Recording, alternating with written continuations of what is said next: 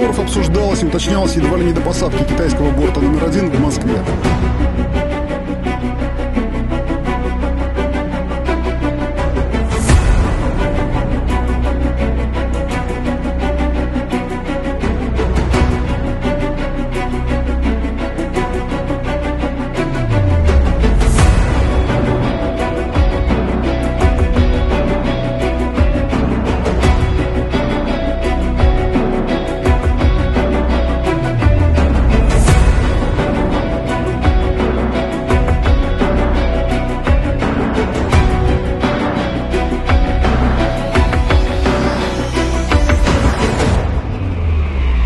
¿Sabe usted qué es la talasocracia o la telurocracia?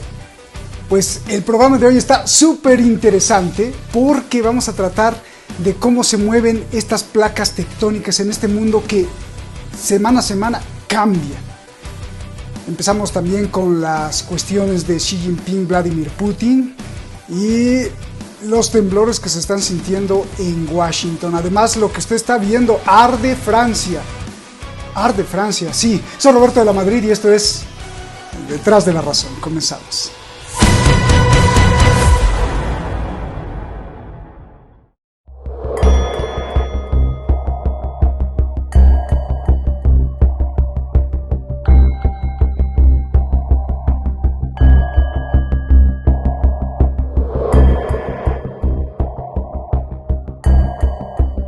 За последние годы Китай сделал колоссальный рывок вперед в своем развитии.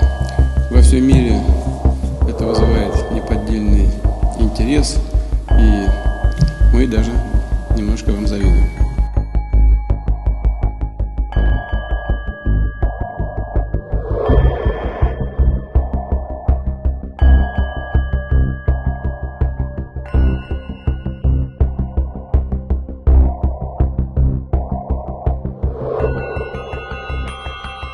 我们愿意中俄之间呢这种战略伙伴关系一方面的话呢维护国际公平正义，一方面呢促进我们的国家的共同发展。Et plus on va attendre, plus il se dégradera. Donc cette réforme, elle est nécessaire. Et je le dis aux Français, ça ne me fait pas plaisir, j'aurais voulu ne pas la faire, mais c'est pour ça aussi que j'ai pris l'engagement de la faire devant vous par le sens des responsabilités.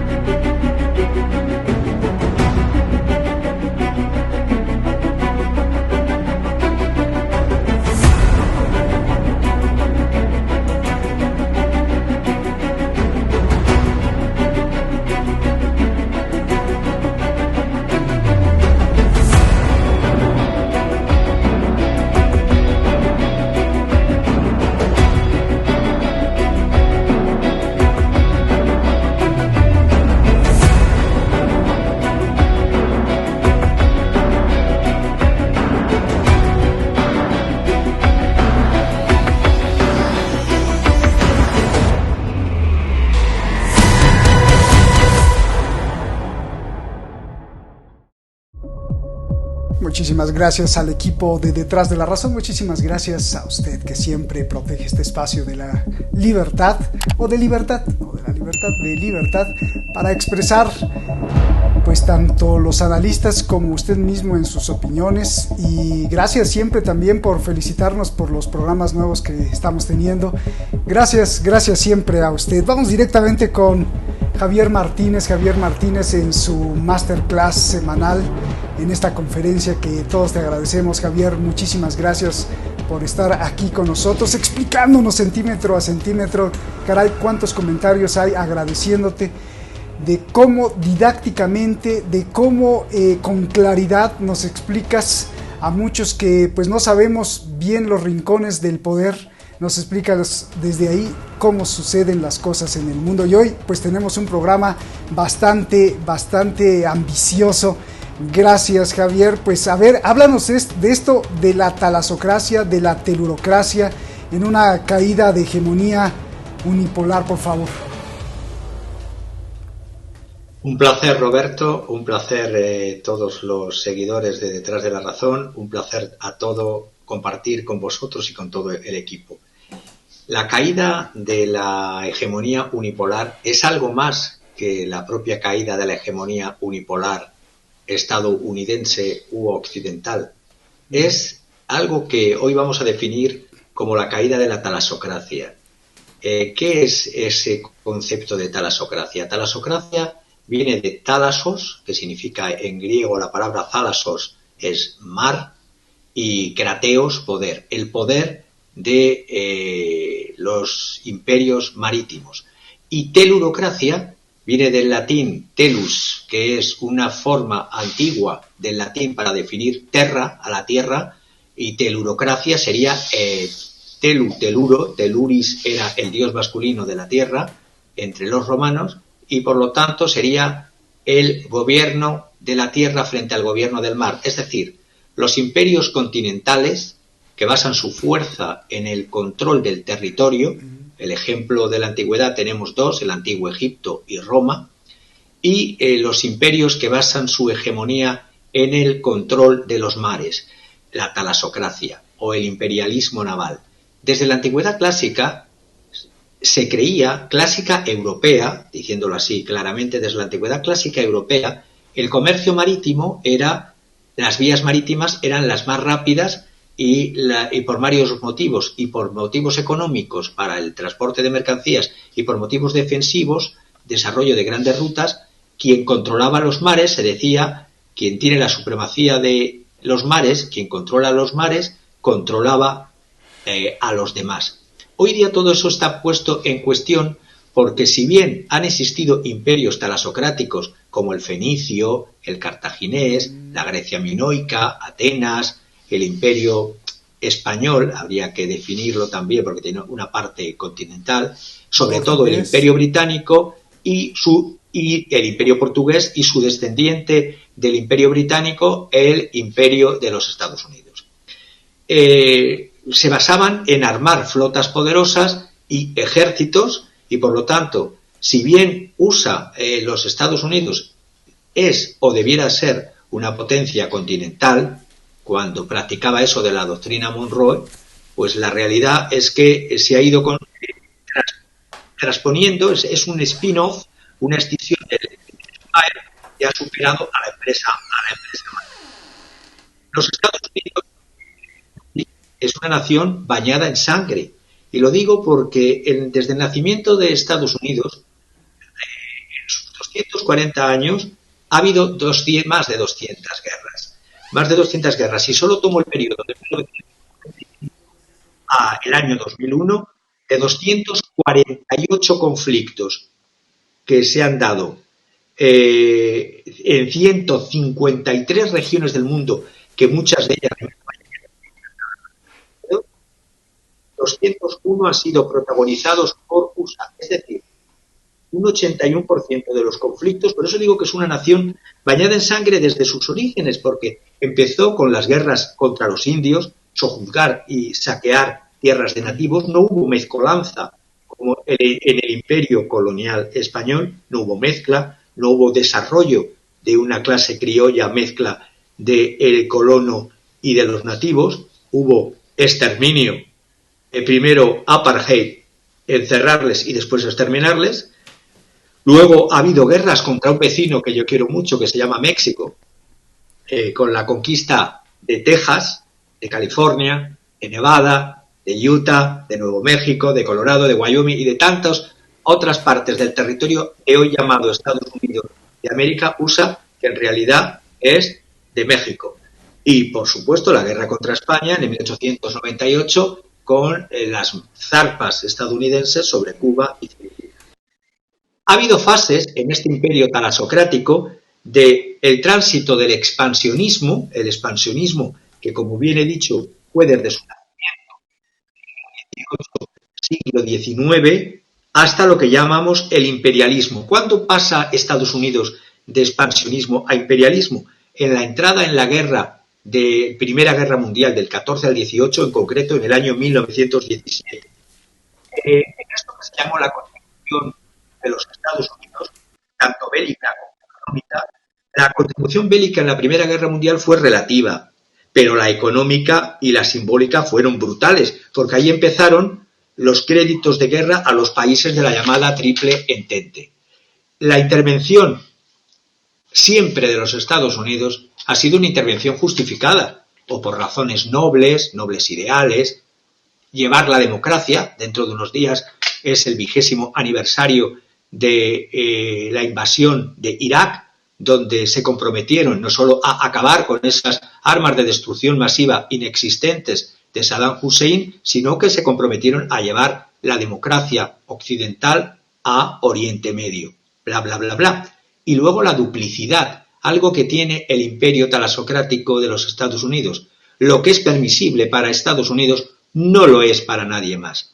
Por lo tanto, hasta el 1917, las relaciones entre los Estados Unidos y Europa se basaban en esta doctrina Monroe y, por lo tanto, la América para los americanos, es decir, para los Estados Unidos de América, pero esta agresividad innata, este afán de sangre, solo se manifestaba en el continente americano. Desde el año 17 en adelante, y sobre todo a partir de la Segunda Guerra Mundial, que su intervención fue tan decisiva contra la Alemania nazi como lo fue la de la Unión Soviética, los Estados Unidos se convirtieron en potencia talasocrática global. 800 bases militares en el mundo repartidas. Y la United States Navy, varias flotas, que lo que se basan es en una doctrina de un despliegue militar talasocrático de la lógica de la contención, es decir, bases y flotas como contención, y creando un cinturón alrededor de determinados países que llaman países enemigos ya que compiten con ellos comercialmente y les van ganando y por lo tanto devienen o se transforman en enemigos, o países que no acatan su sometimiento. El occidente globalista atlantista tiene una estructura político-militar en forma de cebolla. Hay un núcleo central en los Estados Unidos, la siguiente capa de la cebolla son los países anglosajones, UK, Australia, Nueva Zelanda y Canadá. La siguiente capa son lo que yo llamo países vasallos, los países de la OTAN, Corea del Sur y Japón. Y la siguiente capa después de los vasallos son los países clientes, basados en un interés económico. Pues bien, todo esto basado en un plan mastodóntico de defensa de más de 886.000 millones de dólares, mientras, curiosamente, crece la pobreza en el país y empiezan a resquebrajarse las infraestructuras, textual, infraestructuras ferroviarias, infraestructuras de carreteras, infraestructuras sociales. Yo veo que no solo es el fin de la hegemonía unipolar, sino que es el fin, además, de lo que hasta ahora se basaban los imperios en la talasocracia.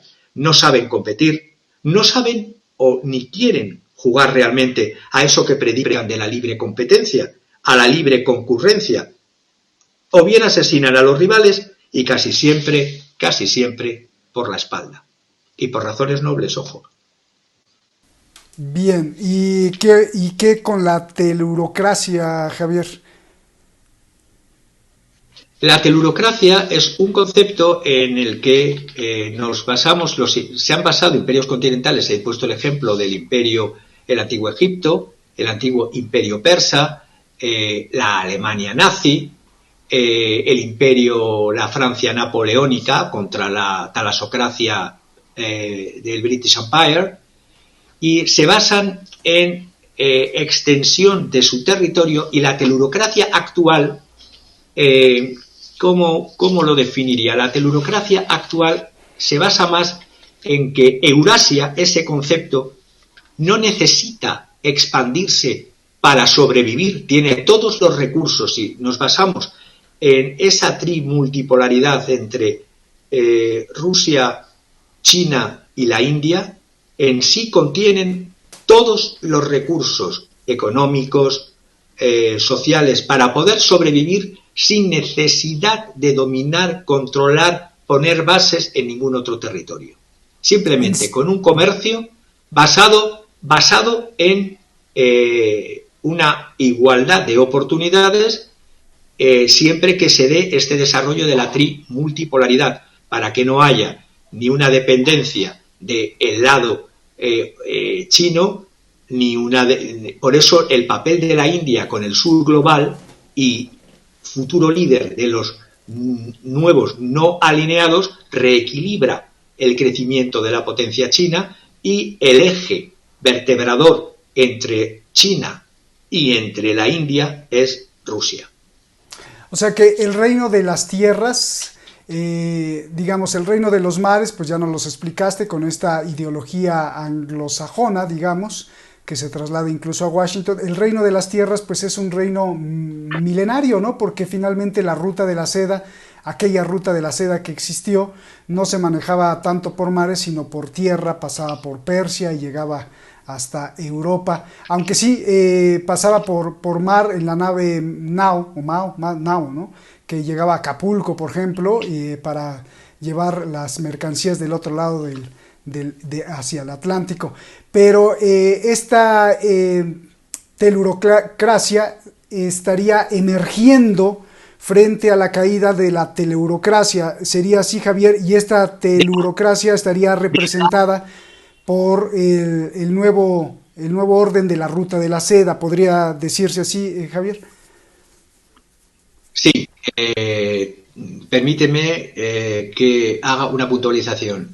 Estaría emergiendo como poder global Eurasia, como potencia territorial telurocrática, frente a el gobierno occidental, que, si nos basamos en el Imperio Británico y después en los Estados Unidos, es eminentemente talasocrática. Talaso es el mar, los imperios navales, las bases militares en el planeta, y la telurocracia no necesita de las bases militares, son rutas terrestres, rutas ferroviarias, carreteras, porque se dan en el interior de un gran macrocontinente llamado Eurasia, y, por supuesto, hay que tener una flota más defensiva que en el sentido ofensivo. Por eso las rutas que se están abriendo, los corredores norte-sur, este-oeste que se están dando en Eurasia, son corredores telurocráticos. Y si bien tienen un soporte marítimo, el soporte marítimo fluvial es un soporte, no la base del imperio. Bien, y ahora sí, ya prácticamente hiciste el cimiento de tu explicación, fincaste las bases, y en este contexto que nos estás explicando, tanto geopolítico como histórico, como movimiento a través del tiempo, y que es necesario para entender, ¿cómo explicas o cómo ves o qué analizas de este apretón de manos que se dio Xi Jinping y Vladimir Putin en Rusia, por cierto? Hay muchos símbolos que analizar ahí. ¿Cómo ves desde este contexto que nos estás planteando esta reunión, pues quizá una de las más importantes para el mundo en cuanto al futuro que viene, ¿no, Javier? Yo te lo diría con las propias palabras que dijo Xi Jinping al despedirse de Putin. Le dijo: justo ahora hay cambios que no han ocurrido en 100 años. Luego lo voy a desarrollar. Estamos moviendo estos cambios juntos. Es el mundo multipolar. Porque, ojo, muchos analistas han hablado y centrando esta reunión en la guerra de Ucrania. La guerra de Ucrania, repito, o la guerra en Ucrania es algo táctico, no estratégico. La guerra en Ucrania es circunstancial. En esta reunión se ha hablado de todo más importante que lo que es la guerra en Ucrania. La cumbre de Moscú, que por cierto, en uno de los días hubo un brindis, porque los chinos, tanto los chinos del Imperio Chino como los chinos de la República Popular China, porque no han abandonado sus tradiciones y su confucianismo, son muy ceremoniales, muy ceremoniosos y muy dados a los detalles de protocolo. El brindis se hizo en Moscú uno de estos días en la sala en donde se reunieron Gorbachev y Reagan. Además, hay que tener en cuenta la fecha. Fue el lunes 20 de marzo, días después de la orden de arresto de la Corte Penal Internacional contra Vladimir Putin, que ya dije en el anterior programa del viernes pasado, que para mí era un truco publicitario de la camarilla anglosajona con los Estados Unidos en la retaguardia. Y lo más importante, la fecha elegida, en vísperas de la vigésimo aniversario, que fue el 20 de marzo también, un 20 de marzo del año 2003.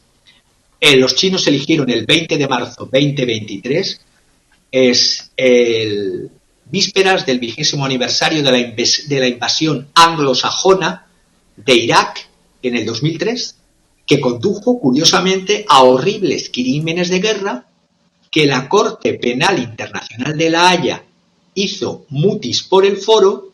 Tanto Washington como Londres admiten hoy, 20 años después, que la invasión de Irak en el 2003 fue ilegal a ojos del derecho internacional y de Naciones Unidas, basándose en acusaciones falsas contra Saddam Hussein, como era aquello de las armas de destrucción masiva, y como he dicho al principio, de democratizar Oriente Medio. Y curiosamente, esa fecha coaligó a quienes hoy día también siguen coaligados al imperio talasocrático: Estados Unidos, Reino Unido, Australia y Polonia. Oye, también me está pasando el dato, antes de que se me escape, me está pasando, Shadi, el dato de que justo hace 40 años, también en marzo, Ronald Reagan, que tú hablaste de él, declaraba imperio del mal, ¿no? Ahí, y ahí ponía a sus amigos de Rusia, y, tremendo, ¿no? Sí, justamente por eso los chinos han elegido una fecha, porque todas las... hay que entender que cualquier fecha que eligen los chinos jamás es al azar. Jamás es al azar. Y diría además que hoy día, para reiterar y desarrollar lo de la cumbre, y con tu primera pregunta, entrelazarla, ya no basta hoy día con enviar un par de cañoneras a un país o a un gobierno rebelde que no quiere ser vasallo. Ni en la época ya de la tormenta del desierto, porque lucharon contra un ejército de cuarta categoría, que era el ejército iraquí. La naturaleza geográfica de Eurasia hace que la capacidad naval y aérea sea irrelevante, porque ¿cómo vas a dominar todo un continente que va desde Rusia, Siberia, China y la India? ¿Cómo lo dominas? ¿Con los barcos? No. Dispone además ese continente, Eurasia, de todos los recursos necesarios y no necesita expandirse para sobrevivir. Rusia y China, frente al discurso oficial de Occidente y el mainstream media, no necesitan, imperialísticamente hablando, expandirse con bases militares, con ocupaciones territoriales. Otra cosa son invasiones, que yo también critico, pero defensivas como supervivencia de su capacidad nuclear de respuesta. Pero para extraer recursos, Eurasia no necesita todo el aparato militar que tiene, por ejemplo, Estados Unidos. Los enemigos están acortando distancia. Esos imperios del mal que tú señalabas, China, Irán, Rusia, están acortando distancia, hacen ejercicios navales, curiosamente conjuntos defensivos, de coordinación defensiva militar. La Armada de la República Popular China, siendo una no talasocracia, ha superado a los Estados Unidos en número de unidades. Me responderán, pero bueno, Estados Unidos tiene 11 portaaviones y Pekín tiene 1. Pero Pekín no va a atacar a priori territorio de los Estados Unidos. Los Estados Unidos sí interfieren en el territorio del mar de China. Para las nuevas rutas comerciales eurasiáticas, como es el corredor norte-sur, la ruta de la franja y de la seda, hay la necesidad simplemente de grandes infraestructuras en ferroviario, en carreteras, en agilización de los transportes de mercancías y en el desarrollo y en inversiones en industrias no especulativas, industrias además respaldadas por moneda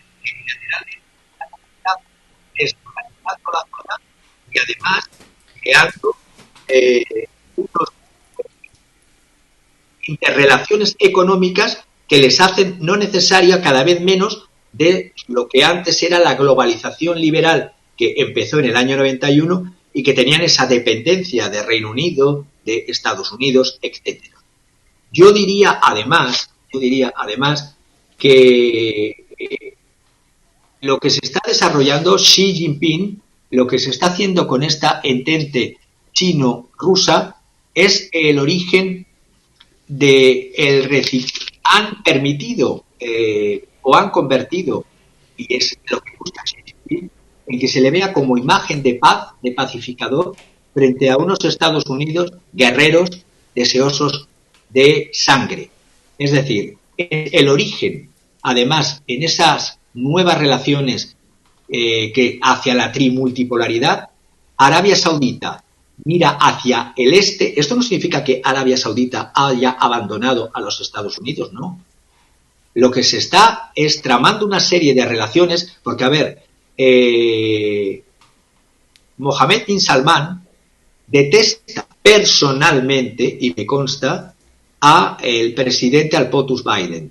Pero la realidad es que va más de los quereres o de los no quereres personales. Es que el acuerdo de Arabia Saudita e Irán es un cuchillo clavado en el corazón de la estrategia de Asia Occidental de Estados Unidos. El acuerdo deja a Estados Unidos y a Israel gravemente aislados. De hecho, el lobby judío y amigos judíos de Nueva York me decían que el lobby judío está descontento con la nueva candidatura a nuevo mandato de Biden. No van a apoyar con fondos el lobby judío la candidatura de Joe Biden. China ha tomado la delantera a los Estados Unidos con estas acciones, con el acuerdo. Eso te iba a preguntar. Eso te iba a preguntar, Javier. En esa reunión que estás describiendo con claridad en Moscú, se da a la par de un mundo muy extraño, un mundo en donde no solo Arabia Saudí se da la mano con Irán, sino que se ve al presidente Bashar al-Assad en Emiratos Árabes Unidos, por ejemplo, aterrizar, cuando nosotros también acusamos por mucho tiempo que los movimientos takfiríes, extremistas, yihadistas, estaban financiados justamente por todos estos países ribereños del Golfo Pérsico, petromonarquías o monarquías feudales que inyectaban cantidades enormes de dinero vía también la inteligencia de Estados Unidos para desestabilizar, romper en pedazos Siria, y ahora vemos al presidente Bashar al-Assad ahí bajando en Abu Dhabi con todo y esposa, o vemos también a un expresidente de Taiwán viajar a la China continental. Todo esto, todas estas cosas raras, extrañas o incluso increíbles en otros tiempos, se estaban fraguando, se estaban contemplando, se estaban cocinando desde Moscú, Pekín, y se trataron en esta reunión, ¿o fue solo coincidencia, Javier? Totalmente, esto viene de mucho atrás. Hay un informe, os he enviado gráficos además de este informe del Instituto Peterson de los Estados Unidos, en los que se ve que desde la época de la presidencia de Trump, que inició él unilateralmente una guerra comercial contra China en el 2018-2019, ahí vamos a ver si lo fijáis ahí, que una guerra comercial que todavía dura. Los primeros perjudicados de esta guerra comercial también han sido los Estados Unidos, y con estos datos del Instituto Peterson se ve que las exportaciones de Estados Unidos a la República Popular China han caído un 23%, es lo que vemos con la línea color azul. China se comprometía, cuando se hizo la tregua de meses después, en enero 2020, se comprometía a comprar 200.000 millones de dólares adicionales a los Estados Unidos en bienes y servicios procedentes de Estados Unidos, pero ojo, no se levantaban las sanciones por parte de los Estados Unidos. Por lo tanto, esa línea de color naranja, que es la que se tendría que haber producido de superación del estancamiento primero y después caída de las exportaciones americanas a la República Popular China con esta guerra ciega que inició Trump, se ha visto que no solamente no se ha cumplido esa expectativa naranja que veis ahí, sino que lo que realmente ha pasado, 5 años después de la guerra comercial, China continúa su lento desacoplamiento, es decir, los propios chinos han visto las orejas al lobo de la no fiabilidad de un partnership con los Estados Unidos. Luego vino, para colmo, el COVID, cómo atacó el COVID especialmente en China, cómo la política de COVID-0 todavía paralizó más China, pero es que los datos que están ahí y los que vais a poner, si los ponéis después, las exportaciones de Estados Unidos a China siguen todavía bajando. Las exportaciones manufactureras, todos esos gráficos que veis ahí, las exportaciones manufactureras de Estados Unidos en autos, en aviones, desaparecieron. Las ventas de semiconductores no solamente cayeron, sino que encima ahora con el presidente POTUS se están prohibiendo. La realidad es que China, y con eso Rusia, antes de cualquier intervención, han visto la necesidad de diversificar sus importaciones hacia otros proveedores. Y le ha venido a China como anillo al dedo la intervención militar rusa en Ucrania, porque se ha vinculado todavía más a este nuevo importador. La relación bilateral de China con Estados Unidos, para perjuicio de los propios americanos, sigue deteriorándose, porque si bien en el 2022 me podrían decir, bueno, pero es que hubo un récord en el 2022 de venta de productos agrícolas norteamericanos a China. Es falso. En esas gráficas se ve que no crecieron para nada por encima de lo que se crecía hasta el año 2017, hasta la llegada de Trump a la presidencia. Pero ha sido ese crecimiento en venta de productos agrícolas americanos no por el número, la cantidad, sino por el incremento inflacionista del valor de los precios, no por el volumen. Y la realidad, además, es que se está produciendo en los Estados Unidos, con estos aranceles de represalia chinos que se hicieron como contraprestación a los aranceles de ataque de Trump, en respuesta a estos 300.000 millones de contraproductos chinos, se ha producido una caída, una disminución de la propia competitividad de los Estados Unidos, asociada a algo tan claro como el incremento de costes de insumos, más piezas y a componentes que necesitan las empresas norteamericanas. Por lo tanto, la tregua, ese acuerdo 2020, no sirvió para nada. Ese acuerdo de fase 1 que decía Trump dejaba casi todos los aranceles de los dos países en su lugar. Y las compras chinas de esos 200.000 millones tampoco se produjeron. Luego, repito, vino la pandemia, el impacto COVID en China, las restricciones cero COVID, y por lo tanto no se alcanzan los niveles proyectados. Y ojo, el PIB de la República Popular China creció, mejor dicho, solo, mientras los de Europa estaban a cero o menos o en niveles negativos. En el 2020, año 2020, creció un 2,2%. En el año 2021 creció un 8,4%. Al cierre del 2022 creció un 3%, teniendo en cuenta, además, la inflación. Algo que significa los Estados la guerra, Unidos... ¿no? Algo que significa la guerra en el sentido no la guerra militar, sino la guerra de odio o la guerra de envidia, no lo sé. El factor psicológico creo que es muy importante porque el crecimiento de China de 5% contra el crecimiento de Estados Unidos y de Europa de ni siquiera un 1%, eso va a traer pues una avalancha pues no de venganza, pero sino de querer o arañar ese poder económico, y eso pues trae problemas, Javier.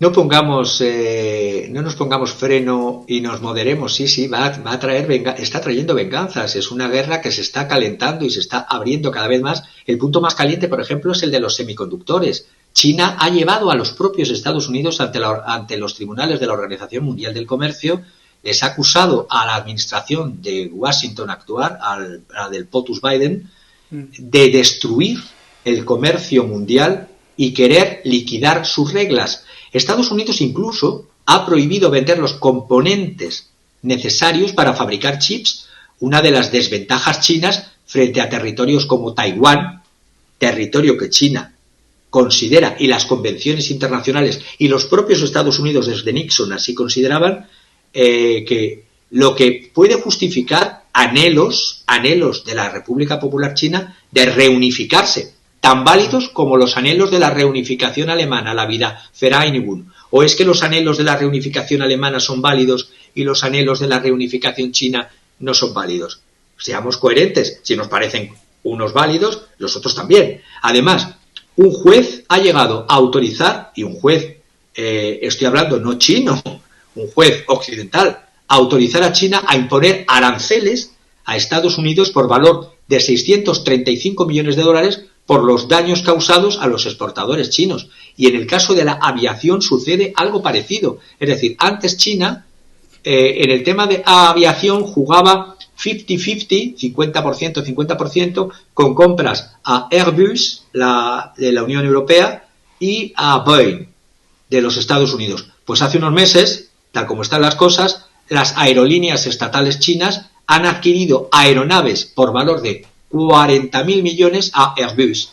Incluso China ha sancionado a un ejecutivo de la división de defensa de Boeing por la venta de armas a Taiwán. Se está poniendo la cosa muy fea. Es decir, sustituir importaciones de servicios USA por importaciones de servicios de otros países, en este caso de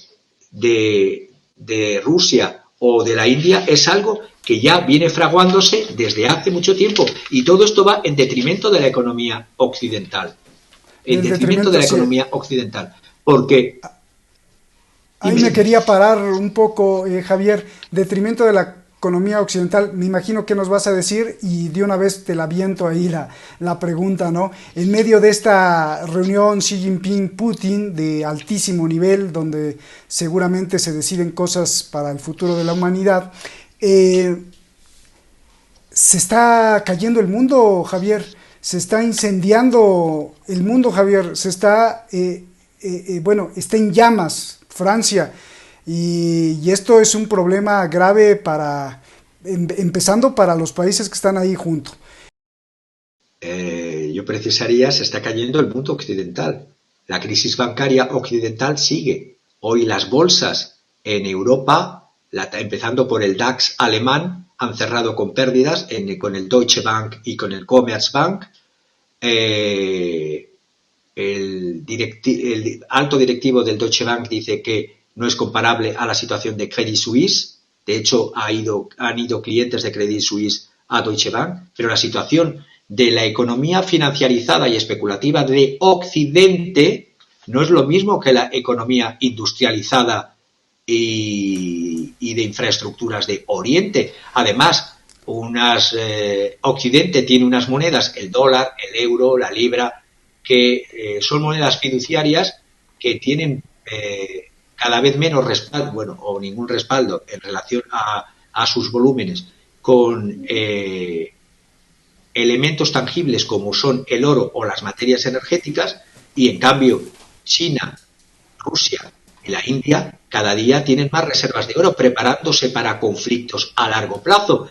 Cuando yo leía hace años un libro que he intentado buscar estos días, pero bueno, por circunstancias personales no lo puedo encontrar, de Paul Kennedy, que publicó hace unos años un libro llamado Auge y caída de las grandes potencias, recordaba, y he tomado notas que tenía antiguas, que muchos factores explican el crecimiento y el decrecimiento de los imperios. Y se fijaba en una relación que muchos analistas hoy día no tienen en cuenta ya, pero habría que retomar, que es la relación entre lo interno y lo externo, entre la expansión y lo que se llama el frente interior de cada país. Porque cuando se habla del poderío militar, se necesita de la riqueza y del crecimiento para sostener el poder militar, y el poder militar para adquirir y proteger la riqueza. Además de la fortaleza de los ejércitos, se requiere el uso eficiente de los recursos económicos y productivos. Por lo tanto, cuando Sergei Lavrov dice que no se trata de Ucrania en absoluto, sino del orden mundial, cuando tú me preguntas qué se está resquebrajando, sé que se está resquebrajando la hegemonía unipolar de Occidente. Y sin una economía pujante, como es lo que está pasando en Occidente, es muy difícil mantener un poder militar externo, ahí hablo de lo externo, y sin que esa economía genere beneficios reales, es muy complicado mantener la estabilidad política interna, y luego hablaremos de Francia.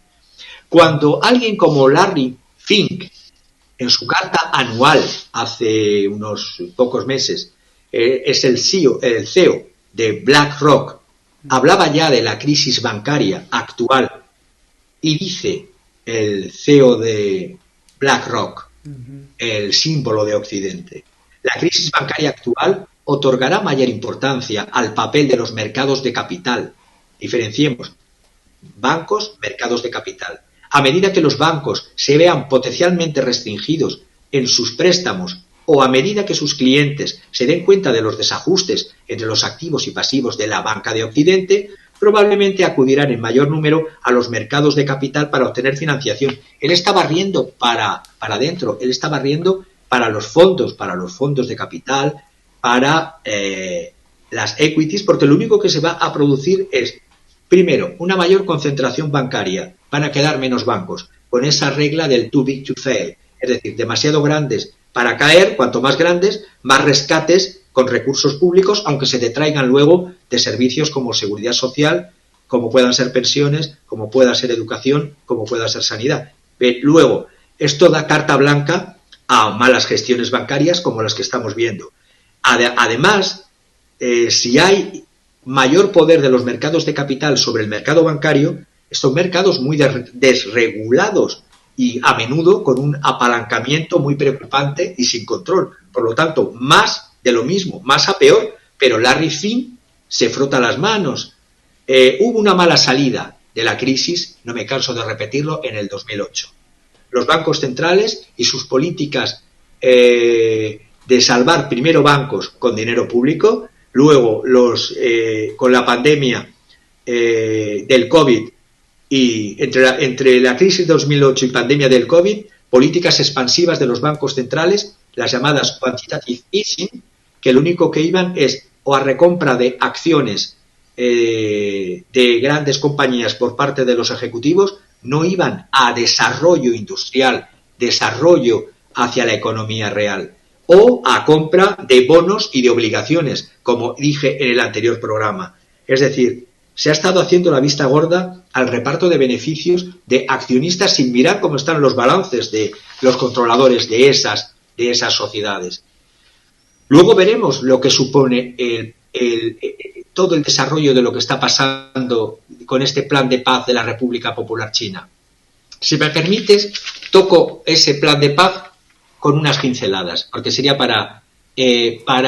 pensemos que en principio cuando se anunció, ni Rusia ni Ucrania le gustaba este plan de paz. Eso hay que tenerlo en cuenta. Pero ahora, en este segundo día de la visita oficial que se produjo, esta presentación ante Putin con detalle y en Moscú, ya lo consideró Putin un buen punto de partida para negociar. Y dijo, creemos que las disposiciones del plan de paz presentado por China están en consonancia con los enfoques rusos y podrán tomarse como base para un acuerdo de paz. En principio, la propuesta china, repito, no gustó a las dos partes.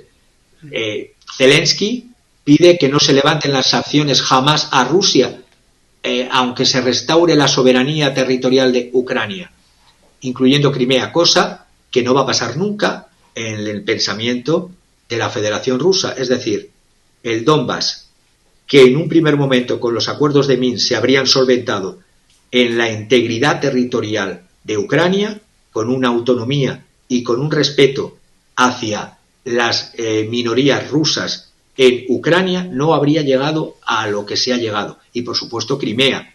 Por lo tanto, este plan de paz, que no creo que vaya a tener mucho recorrido, a pesar de que se va a invitar al presidente de España para que vaya, luego también. La realidad, para terminar, que en ese tema lo que está pasando en Ucrania va para largo. Se están acumulando reservas de tropas ucranianas, unas 70.000 tropas en la zona de Bakhmut. Todos los analistas decían que se abandonase Bakhmut y que se concentrasen en la contraofensiva a partir de primavera-verano.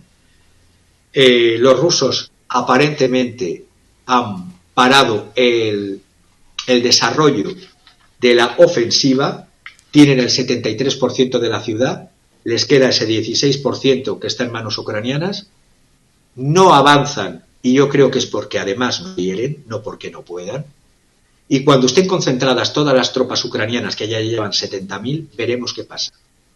Veremos qué pasa. Porque es una pausa táctica. Es una pausa táctica. Pero repito, lo que se juega en Ucrania es táctica, no es estrategia. La estrategia son los acuerdos entre Rusia, China, Irán, la India. Eso es estrategia. Muy bien. No te me vas a ir si no nos explicas por qué las llamas en Francia. ¿Cómo empezaría? Es decir, la crisis bancaria en Occidente es algo más que una crisis bancaria. El presidente Macron, que se especializó con una tesis de Maquiavelo, ha olvidado mucho a Maquiavelo. Está tan olvidado las lecturas de Maquiavelo, tanto del Príncipe como los discursos de la primera década de Tito Livio, porque su práctica cada vez es peor. Muy chistoso, Macron. Una verdadera... Sí, es muy chistoso, pero Francia cada vez se está incendiando más. Se está incendiando más, y por más que quieran diferenciar las élites francesas, que eso no es el pueblo, sino que es la masa, que Macron gritan ya pancartas Macron a la guillotina, el concepto de violencia que se está desarrollando es el resultado de cuando un gobierno legítimo como el de Macron, un gobierno legal como el de Macron, empieza a perder la legitimidad, con sus prácticas, porque sus prácticas en ningún momento anunció, ni en sus programas electorales, ni en sus políticas de campaña, que iba a hacer lo que está haciendo. No olvidemos que Macron procede de los grandes grupos financieros, de los Rothschild y compañía, de sociedades que estarían muy de acuerdo en totalmente privatizar todo lo que se pueda privatizar en el tema pensiones y hacer business con las pensiones, como se hicieron business con las pensiones en Chile en la época de Pinochet. Y luego los resultados de lo que han dado los planes de pensiones privadas del gobierno de Pinochet para los ciudadanos chilenos. La realidad se está incendiando porque la situación de Francia cada vez es un actor más de segunda o de tercera o de cuarta a nivel internacional. La popularidad la está perdiendo cada día que pasa. Está habiendo un aislamiento, una soledad de Macron, de ese príncipe. Cada vez es menos reformador, refundador de la República, como se proclamaba, y cada vez se está convirtiendo en un, no quiero decir la palabra tirano, pero las violencias que se están produciendo en las manifestaciones por ambas partes es preocupante. Es muy distinto un gobernante cuando quiere ser temido. Un gobernante mejor tendría que buscar ser respetado, pero cuando busca ser temido es un paso más cuando deja de ser temido a ser detestado. Son categorías. Primero, debiera de preocuparse de ser respetado, de crear un ejemplo, de tener una reputación de hombre coherente. Cuando pasa a la incoherencia, se convierte en, o busca tomar decisiones y ser temido con la violencia de la policía. Pero cuando se abusa de eso, es cuando empieza a ser detestado. ¿Y cuando ya es insoportable a la ciudadanía? Cuando empieza a tocar el patrimonio de sus sujetos.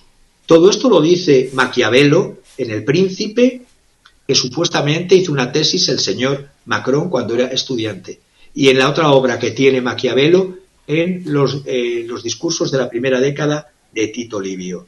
A lo mejor la situación de la popularidad, bueno, no lo sé cómo se hizo, pero la Francia... Esto que estamos viendo ahí de las manifestaciones me preocupa mucho, porque esto no podría ser los primeros dibujos de la década de los 2020, por decirlo así, los primeros indicios de una extensión en todo el mundo de protestas en muchos países del mundo contra todos estos gobiernos que no defienden a los pensionados, porque ese es el punto débil de pues prácticamente muchas sociedades del mundo. Los gobiernos no están defendiendo las pensiones, no están defendiendo a los que trabajaron, a los que nos sostuvieron por mucho tiempo, económicamente, socialmente, anímicamente, psicológicamente, es decir, nuestros padres y nuestros abuelos no los están defendiendo, y lo que estamos viendo en Francia podría ser el primer aviso de una explosión global de protestas. Volvamos a decir el término global. Hay muchos mundos. Las protestas se están concentrando en Occidente, y por las razones de la estructura económica de Occidente, y además porque Occidente está dominado por los que muchos llaman los propagandistas del régimen de la Agenda 2030. Es decir, si empezaron en una primera fase después de la crisis del 2008 a que se aceptase, se normalizase la pobreza por las buenas, es decir, hay pobres y hay ricos, y por lo tanto los pobres que se conformen. Pero es que se ha pasado a un escalón más, es decir, ya no es por las buenas, es por las malas, se justifica la pobreza. Se está produciendo algo que Maquiavelo decía, muy peligroso en cualquier gobernante, la oposición entre el palazzo y la piazza. ¿Qué es el palazzo y la piazza? El palazzo es el sitio del gobierno, la sede del gobierno, y la piazza es la calle. El palazzo es la legalidad. En estas democracias maravillosas occidentales se llega por elecciones, los programas no son vinculantes, pero de no ser vinculantes, no solo de donde digo Diego, sino que además se sacan de la manga reformas que han sido, por así decirlo, tratadas con los votantes. Se basan en una legalidad, pero una legalidad que con la práctica va perdiendo legitimidad. Y gobernar, he dicho antes, es hacerse creer, y es actuar, también es afirmar y a veces disimular, por supuesto. Pero lo que no puede hacer Macron, como está haciendo, es ser gerente y agente provocador. Porque hay virtudes, como decía, la virtud Maquiavelo, la virtud para conquistar el poder, pero también hay que tener virtud para conservar el poder.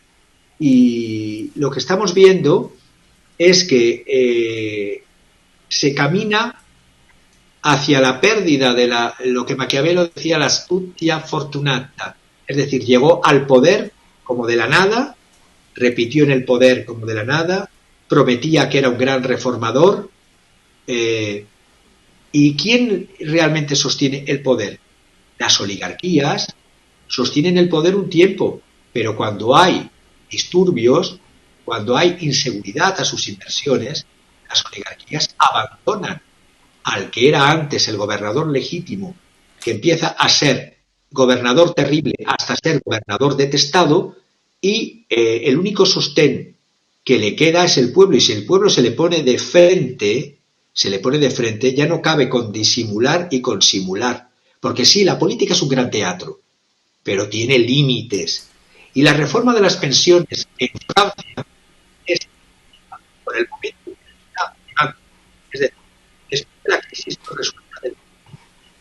después de la crisis provocada por la pandemia y el experimento pandémico del COVID, después de el encarecimiento de las energías, de la calefacción, gas, luz y de los costes energéticos a las empresas. Si a todo eso le unes ahora un momento inoportuno de acometer una reforma de las pensiones, que además es injusta, los dominados, decía Maquiavelo en los discursos sobre la primera década de Tito Livio, tienen la ciencia de la dominación, es decir, la multitud es más sabia que el príncipe, porque se puede equivocar en términos generales, pero no en los detalles, cuando no tienen que llevar a su cesta diaria lo que estaban llevando hasta entonces, cuando hay trabajadores cada vez más pobres, trabajadores con trabajo, ya no hablo de parados, hablo de trabajadores que no llegan a final de mes. Y luego encima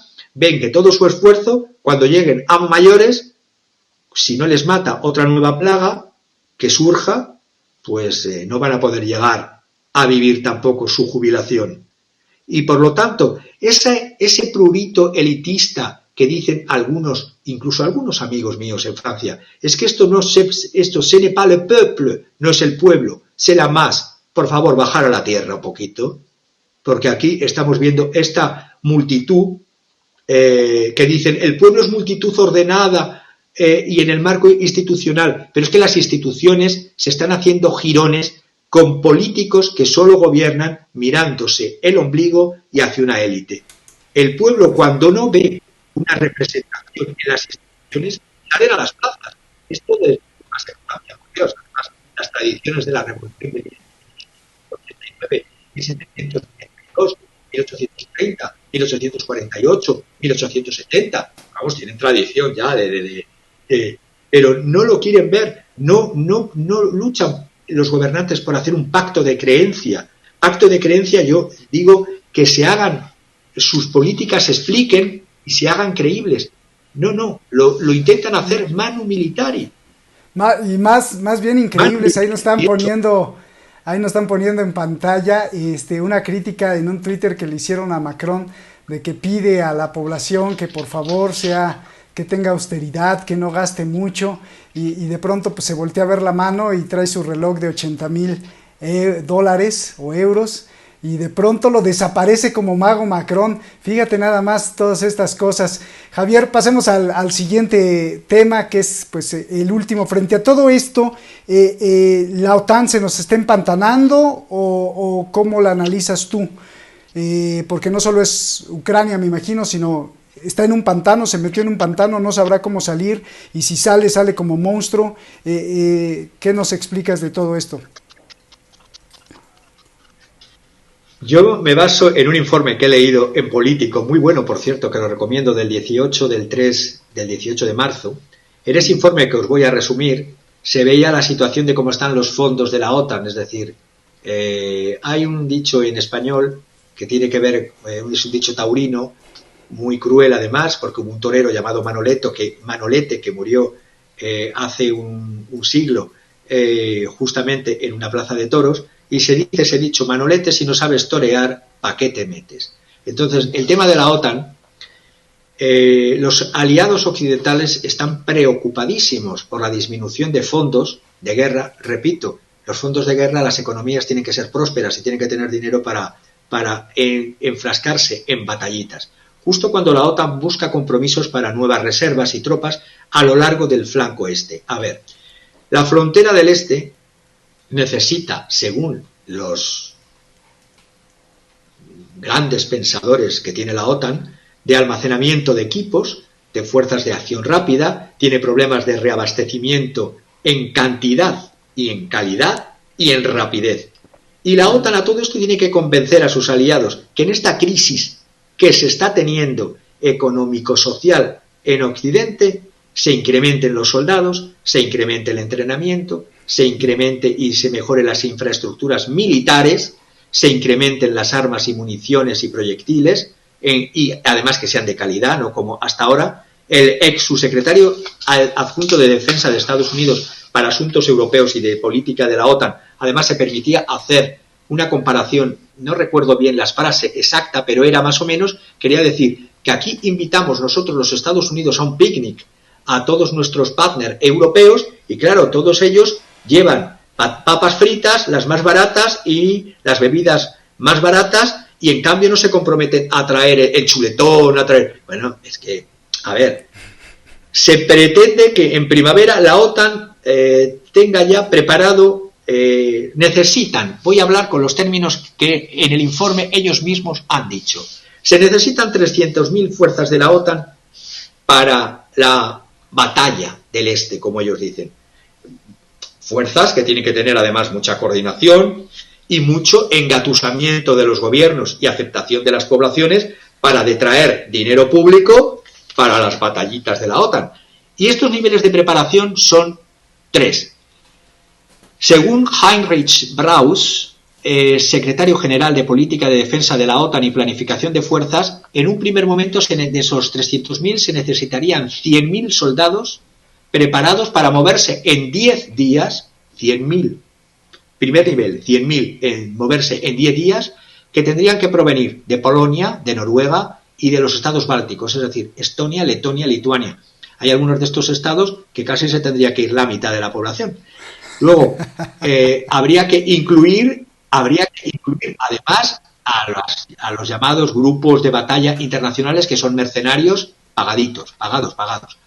Luego, un segundo nivel. El segundo nivel, otros 100.000 para respaldar a estos soldados listos en desplegarse en 10 días para ser la retaguardia en Alemania, en Chequia, en Eslovaquia, en Italia, y que tuviesen una movilidad de 10 a 30 días. Es decir, los planes militares hoy día se hacen, no sé quién es el que desarrolla todas estas grandes ideas, pero vamos, basadas en una realidad de película de Hollywood. Se tienen que mover tan rápido, en un mes requiere mucha gente, muchos equipos, capacitación y much money. Y lo que está faltando es el money. Se necesita, por lo tanto, reclutamiento y un incremento en reclutamiento y un incremento de los gastos de defensa aliados. ¿Se va a reclutar a los jóvenes europeos para las batallas de la OTAN? ¿Se va a incrementar todavía más los gastos de defensa? Porque otro excomandante, porque todo esto lo hacen exsecretarios, excomandantes. Excomandante del ejército de los Estados Unidos, Ben Hodge, dice la preparación, y pone 2 ejemplos. Un batallón de artillería necesita disparar calidad, además, municiones de calidad, balística de calidad, para mantener sus niveles de competencia. Tiene que haber empresas que se dediquen en Europa a incrementar esta capacidad de producción de balas de calidad. Por lo tanto, se detrae la poca industria que hay en Europa para hacer balas y para hacer municiones. Y luego me habla del batallón de tanques. Y el batallón de tanques, dice Hodge, necesita ejercicios continuos para alcanzar, demostrar objetivos, competencias en movimiento día y noche, alcanzando objetivos móviles. Es decir, oye, hay que traer a Mota, como ¿no? reconoce la directora... Javier, hay que traer a Mota. Si usted no está viendo, Exactamente. Mota es un comediante de España que estaría genial, ¿no? Porque, oiga, están disparando con balas de mala calidad, caen y ni explotan. Luego, los que tiran no le atinan, le tiran a otro lado. Y Dios, pues estás poniendo tremendas las cosas, ¿no? La propia Stacey Petitjohn, directora del programa de defensa del Centro para la Nueva Seguridad de Estados Unidos, ha reconocido que las municiones acumuladas a bajo precio que tiene la OTAN no sirven para nada. Y para esto, Jens Stoltenberg, este futuro premio Nobel de la Paz, dice que los aliados tienen que intensificar su trabajo y producir más armas en los próximos meses, formar más soldados e invertir mucho más dinero público en eso. Y mientras tanto, repito, la crisis bancaria occidental y la sonrisa de Xi Jinping en el Kremlin. Eso, fíjate, con eso cerramos. Oye, pues qué importante todas las cosas. Nos gusta mucho como si te subieras un avión y le das la vuelta así al mundo, vas recorriendo, nos los vas dibujando. Y lo peor es que el mundo como lo vamos dibujando va cambiando cada semana y esto está increíble, ¿no? No se antojaría para hace unos 30, 40 años que el mundo cambiara así tan rápido. Pues tu conclusión, Javier, y nos vamos, ponle ahí la cereza del pastel, por favor. Permitirme, además de lo que ha pasado estas últimas horas, que he dicho antes con los bancos, pero es que además el mercado de renta fija de los Estados Unidos, es decir, el propio JP Morgan, ha reconocido que los bonos del Tesoro se van a enfrentar a la peor liquidez desde el año 2020. Todo esto, es decir, bancos, mercados de renta fija, volatilidad y falta de liquidez, y luego una proyección que para el próximo junio de impago, lo que se llama el default, de la deuda de los Estados Unidos como posible default. Y yo, para terminar, digo, ¿qué pasaría además si la República Popular China empieza a vender gran porcentaje de su participación en los bonos de deuda de los Estados Unidos que posee? Esto dispararía todavía más la inflación de Estados Unidos y la desconfianza del inversor hacia estos títulos. Yo creo que las demandas de colaterales están llevando a la quiebra a los fondos de pensiones. Ojo, fondos de pensiones que luego Macron dice que se abandone el sistema público de pensiones o que se incremente con fondos de pensiones que van a tener problemas si caen con estas demandas de colaterales y con estas caídas de los mercados de renta fija. Es decir, ¿estamos gobernados por ciegos, sordos o mudos, o todo a la vez, o los intereses particulares de quienes gobiernan priman sobre los intereses generales de los gobernados y pasa lo que está pasando?